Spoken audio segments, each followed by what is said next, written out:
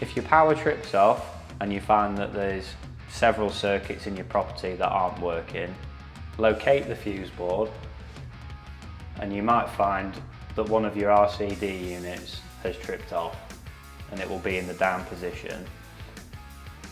To get this up and running, locate the trip switches that are on the same side and turn each one of them off.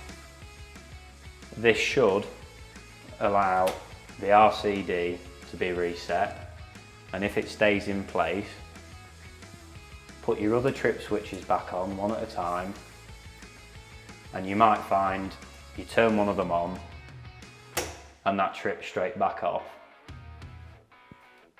So turn the circuit off that's affected, turn the RCD back on, and then ring us up to send somebody out.